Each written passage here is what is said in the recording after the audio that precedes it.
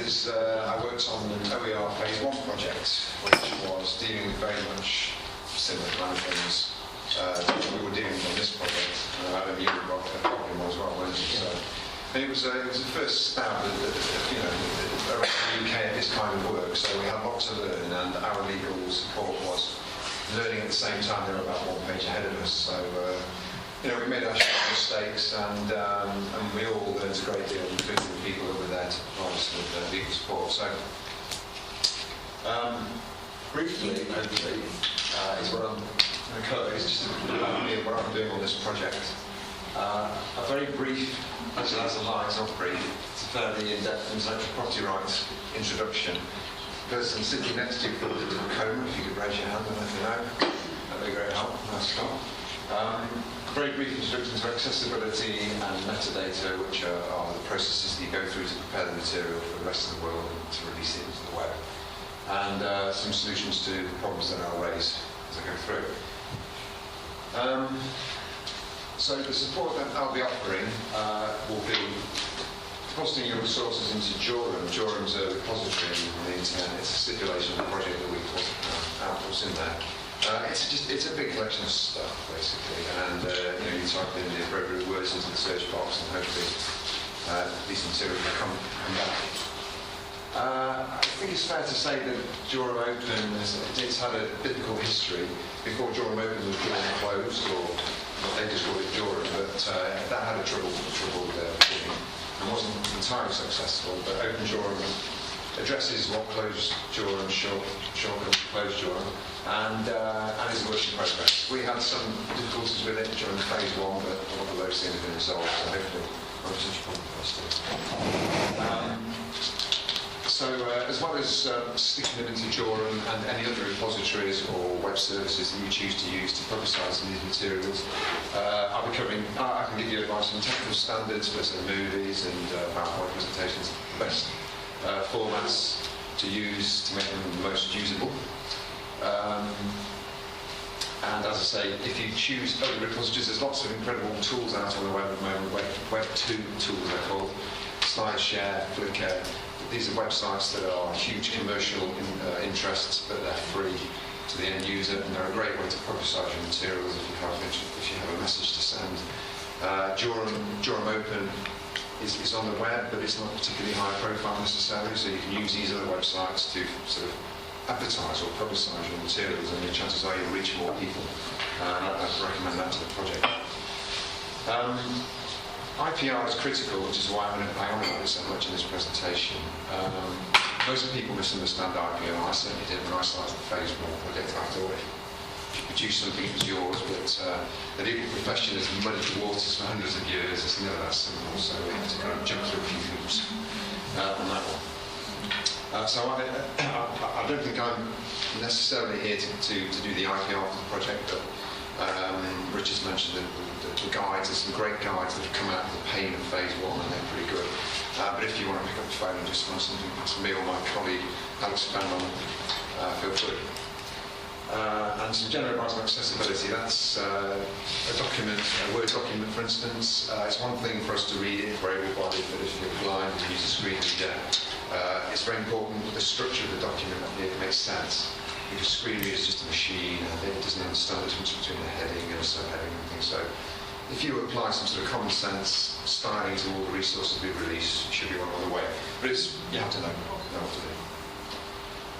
I'm working on several projects. I'm running my own OER phase 2 project at Loughborough, which is I'm working with this very technical thing, searching and stuff.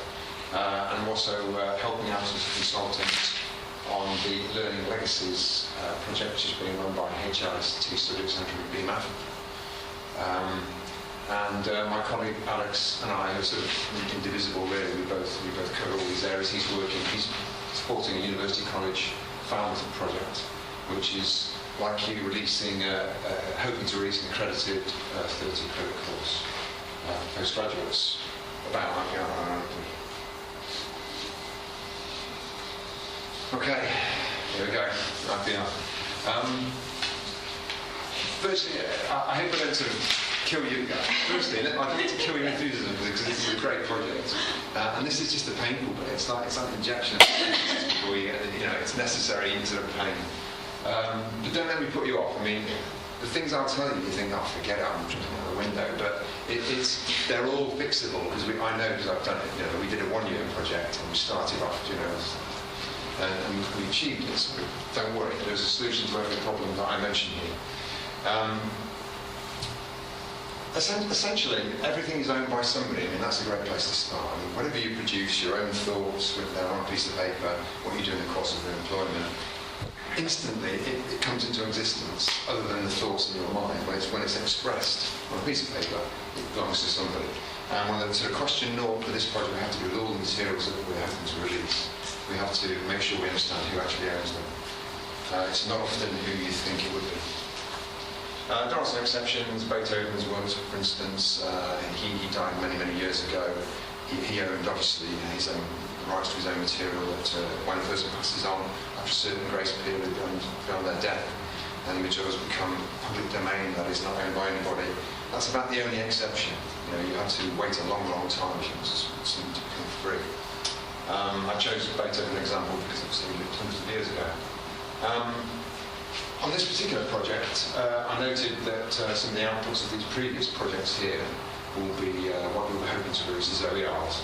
So probably, as Richard suggested earlier on, the first question naught, if you like, we have to do is to talk to the Academy and the HEIs that are involved in these two projects. And just maybe, it's incredibly boring to tell you, but look at the contracts that were signed for those projects to make sure that who owns what was expressed fairly clearly. That's probably a great place to start. Hopefully those documents will either express it very clearly so we know where they stand, or they won't, in which case we've got room to manoeuvre. This is an important distinction that I think probably summarises really the problems with IPR. Because most people, certainly in the engineering world, who want to help and share their materials, stick them out on the web and say, just go ahead, it's okay. The chances are those people, they're trying to be, no one's trying to make money here, we're all trying to help one another, we all look after each other in academia. But the point is that that's probably illegal, because the chances are the individual that stuck that stuff on the web probably doesn't own it. And I'll get to the reasons why that is. Unfortunately, if you do that, you put it on the web, someone else uses that material, reuses it, the chances are they're just building on this sort of illegalness of what we've done, because you've sort of made that person culpable by saying you can use this when actually you can't. So you sort of end up in a string of sort of minor breakings of the law. Third-party issues I'll get to in a bit. That's material used from elsewhere that isn't yours. Again, causes issues, but it's all fixable. As an example, no one cares you use the Coca-Cola logo until you publish it for free reuse. There's a difference between using it for yourself or possibly for your students. It's another thing entirely to say, help yourself. The big guns in these large corporations will become interested and then they're in trouble. So you have to deal with that kind of thing. Rob, I think it's worth saying that already we've had some of the feedback to contracts, not just here but earlier ones, where the logo is the classic way of signalling that a university was involved.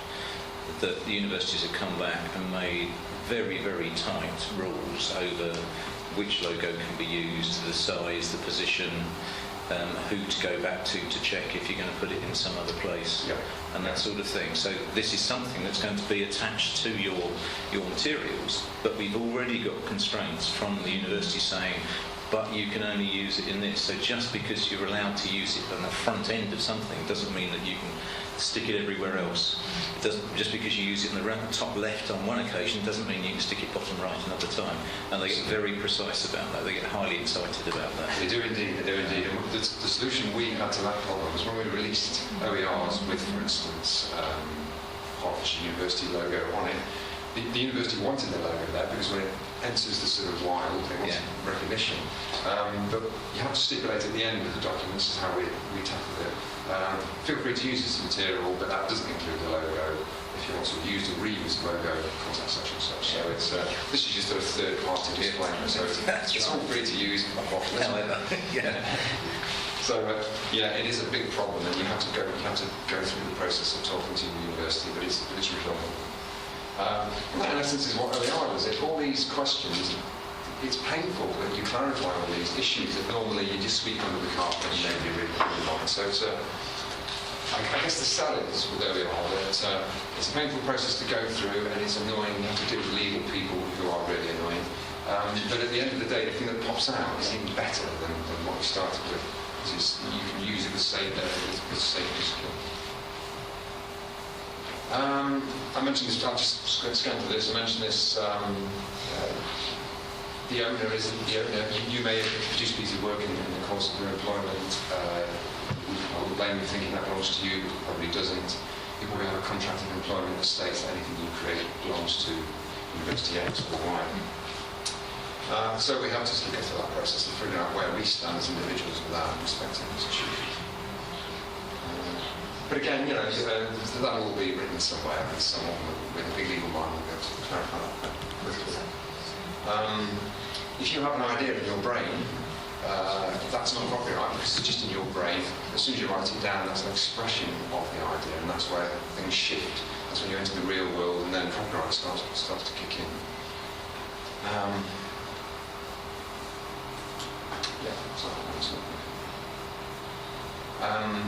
We have to clarify these things, as I mentioned, because you can't release something to the world. I think I've got an example on the next page, but again, third-party resources is the crucial trick to sorting out the OER. We figure out what's ours, what belongs to us, and then we separate the things within that body of work that don't belong to us, and we stick a disclaimer at the end saying this is such and such, and this is such and such. Creative Commons licenses are essentially, they're a brilliant tool. I mean, really, they're the heartbeat of this whole initiative. And they are fairly liberal, they're saying use this and just please do the following things. But then these other third-party resources, logos that don't belong to us, things, again, you stipulate that at the end and say this sits outside this agreement. Gone back to Beethoven again as an example.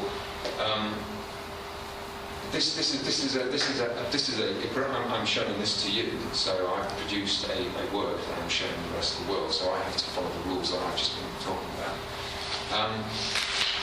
We'll just all put it on. These things don't work if you try them out, but you're probably going to hear this. This is the last slide I showed you. So I decided to focus on Beethoven. What I did was I wanted a picture, I wanted a piece of music. Now, what's interesting about this is it's a classic example of the kind of day-to-day issues you face when you own materials. Who does that picture belong to? In fact, who owns the sculpture that's featured within that picture? So you've got two layers of questions to ask there.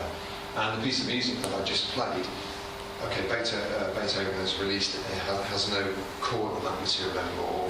His estate doesn't because it's passed into the public domain because it's been there for so long.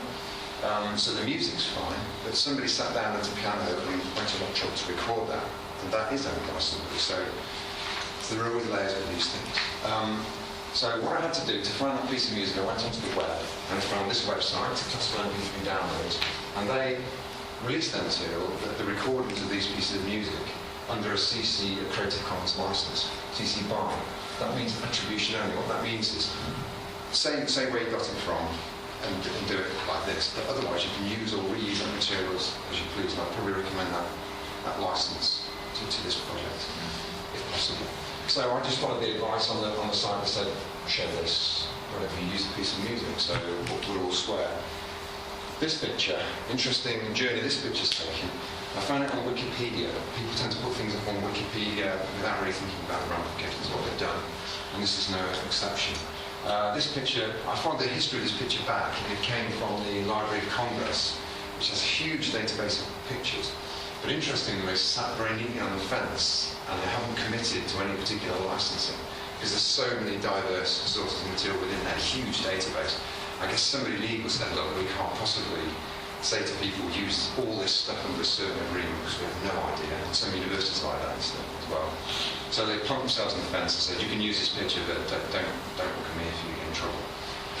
So actually, I've probably broken the rules I've just been going on about, because I don't really wholeheartedly know that image is safe for me to use. So there you go. very easy to fall foul of these things. But IPR is about risk management essentially, and there's a good chance that this will never come up. So you have to sort of balance getting the job done with. At the end of the day, we're the good guys, and we're trying to edify the world. So that's a good thing. But of course, commercial interests are pretty heavyweight, and they don't want to be taken.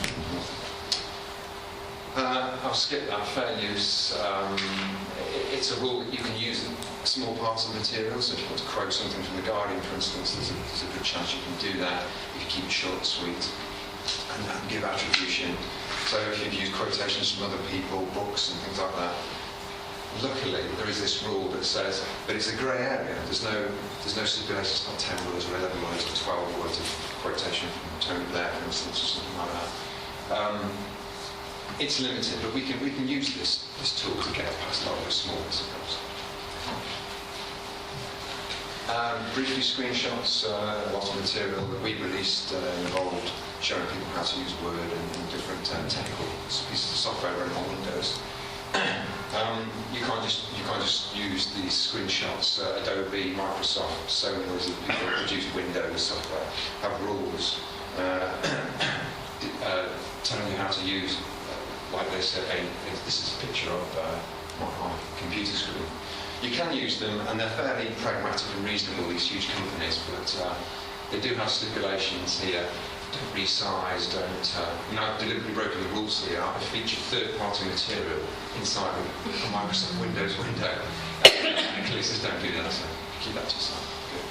So again, it's fairly easy to fall foul of these rules, but they are fairly reasonable. They understand that the world functions through the Windows software, so you've got to be realistic about what you can use. And again, it's risk management. How unpleasant is this? What's the inference there? Really, is it something that Microsoft lawyers? So, you walk fine line. Another example: these two completely different images. This image is released in the Creative Commons license, so you can use that. And it's a big rock. So what's the chances of upsetting a rock by using it out of context? It's unlikely. George Clooney, this picture I got from Flickr, which is a site I'd recommend to anybody if you're looking for pictures. This was taken by a professional photographer in a public place, and George Clooney was advertising the film, I would guess, by the dress. And he has released it under a Creative Commons license by SA. That means give credit where it's due, which I've done there, and he stipulated that I'm expressing thus. And share alike, and I'm bending the rules here a bit, if you produce any work featuring this image, please share it in the spirit in which you're sharing the photos. Now, the reason I brought these two up, the interesting thing about these two images is that this is fine, it's assuming I follow the rules there and share this alike as well. But if I place Clooney's image in an inappropriate way, if I say this man's an idiot or this man's a pervert or something like that, I haven't broken the rules of using the image, but I have the chance that I'm going to upset George Clooney. He's very rich, so you get away with placing that one out of context. But if you did in this one, then you're in trouble because he is a rich man. So his lawyers will come down on him like 10 bricks. So it's all this grey area again is what I'm trying to sort of allude to. It depends on the material. I was going to play a video, which is probably not a good idea actually. But Richard mentioned the resources that he circulated to you. Naomi Korn runs the IPR support program for your phase. And I've met her in person and listened to this online. This is a YouTube video she's done, sort of 5-minute introduction to what I'm dragging out for 20 minutes. And it's very, very good.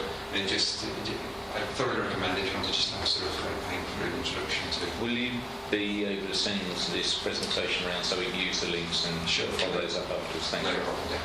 It's a great introduction. Can we be allowed to? Sorry, yeah, that's right. It's a bit like Barbara's thing when I sent round the starter pack. And the first question that Barbara came back with is, are we allowed to share this with everybody else? And I thought, brilliant, because it doesn't say you can. It doesn't say you can't, but it doesn't say you can. That's true. There's the problem. Yeah, I was blissfully ignorant of all these things 2 years ago. And I just seem to spend my life looking at everything around me, wondering what's the common right from that and what's the life. Maybe it's not good.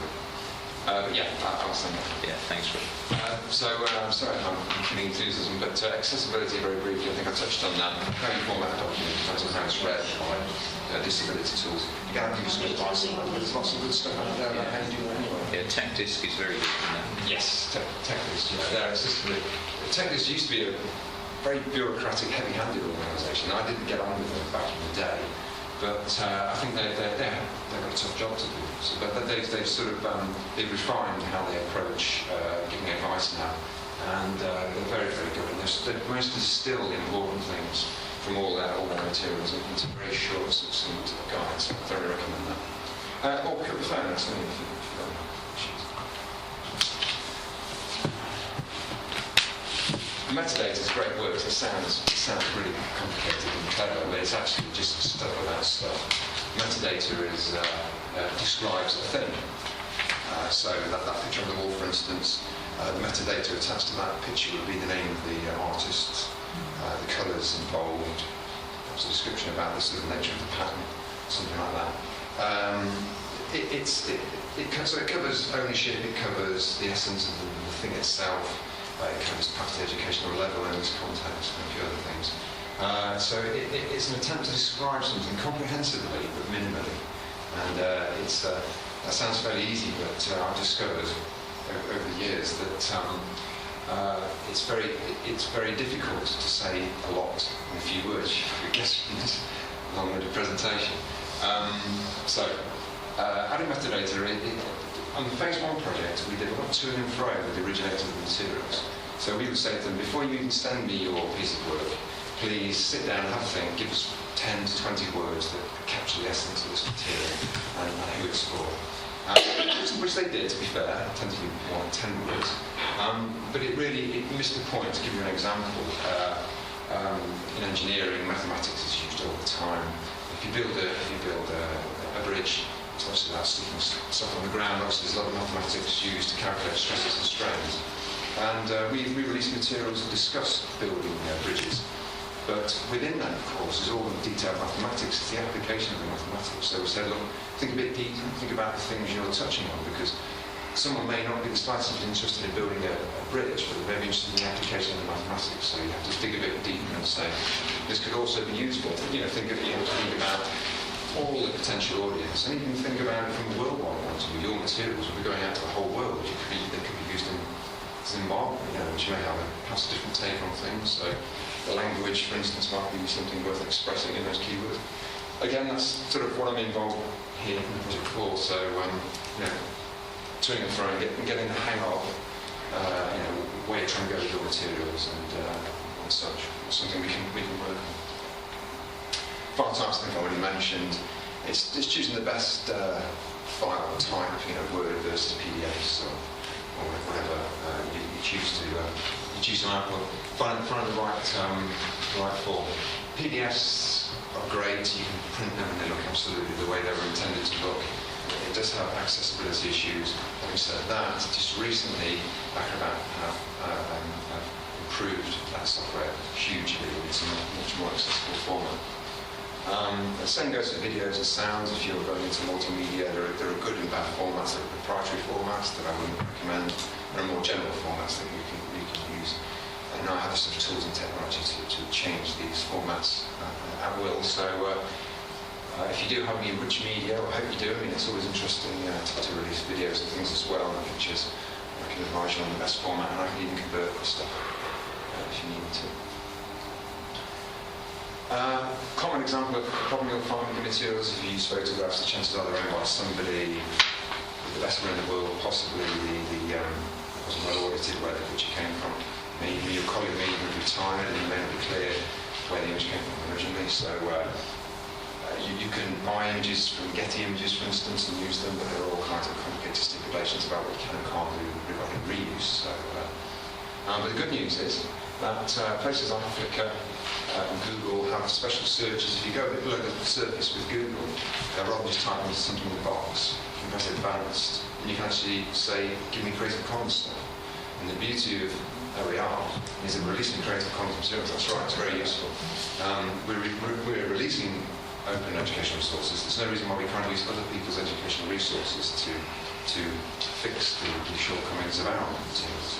And we did that again in phase 1 time and time again. When we hit a snag, we had a picture we couldn't clear, some device that belonged to a company and they weren't prepared to have it associated with the material. We could find another picture more or less every time. Very, very 95% of the time we find another image that had been cleared to we were very assured that it was good. So if you do have problems with images, there are ways around it. MIT, who are famous for sort of really kicking off this whole initiative, they had a full suite of things that they did when they came up with this problem, using other OERs being the first. But actually, it's quite canny that they had an image that they couldn't reuse. Somebody just redrew it at MIT and they just moved it through. That's it. I think personally, they're walking a fine line there between what would be considered derivative work in law. I should think if somebody took them up, they could probably do them for it. But it's all grey areas, so there are ways around these things. Some of the sort of seminal materials in subjects, they're okay as well. In engineering, there are key equations that come up all the time. Equations can't have copyright on them. They are expressions of an idea at the end of the day, but they're so ubiquitous. And also, again, to use engineering as an example, there's all kinds of classic tests and experiments that were done on squashing concrete and things like that. Nobody wants to go and do that every time they want to derive a couple of numbers. So somebody did it once, then one refers to it. And these materials, strictly legally speaking, possibly aren't, do belong to somebody. As I said, everything belongs to somebody. But it's just a general consensus that these things are in common usage, and who on earth would ever complain if you refer to these materials? Again, it's grey areas, and there is a degree of flexibility. Very, very briefly, the material we'll release will add little codes to in the copyright citation. This is just a rather weak attempt to try and see how these materials evolve in the wild. And that's the sort of question everybody wants to know. So we're releasing these materials, but then when we start to be interested in using them, we haven't really convincingly answered that question yet. And the OER phase 1 project certainly didn't. That was really about pump priming the whole thing, stuff out. So this is an attempt to see if we can then follow the images, the image or the resource as it hopefully is used, reused and released electronically.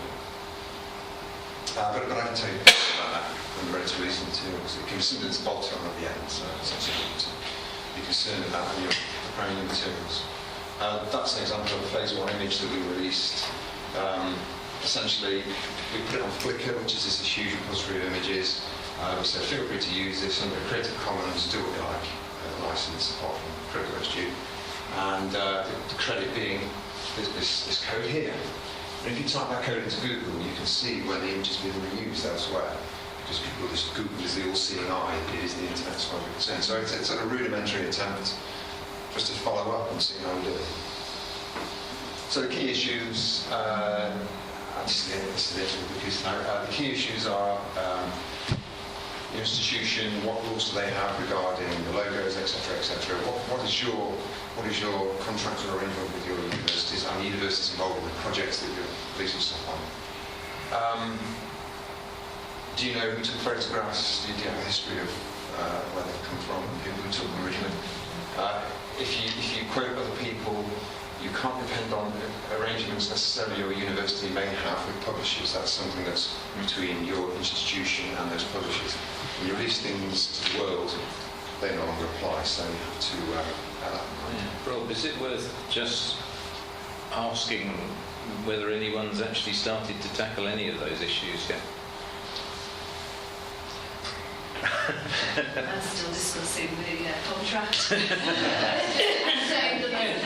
No, that's all right. I just wonder, kind of different people in different places. So we're just getting feedback on the IPR and on the contract. Okay.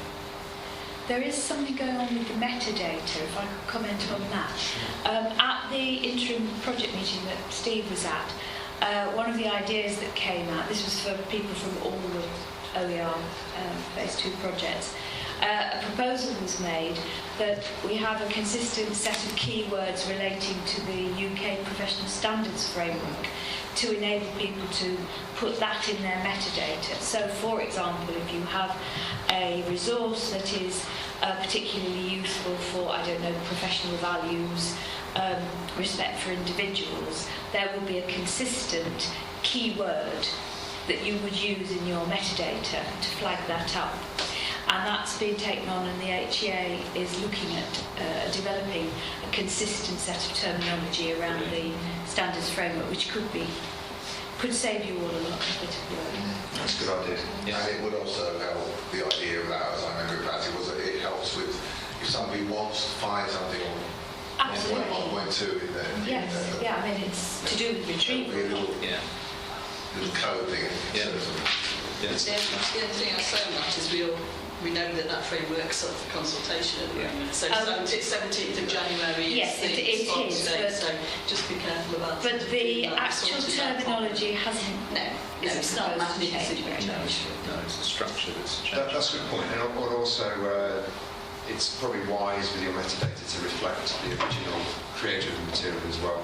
Simply because you may want at some point in the future to show off the materials of the project as a whole. Yeah. So we need a project tag or keywords that allows us to pull one out from the rest.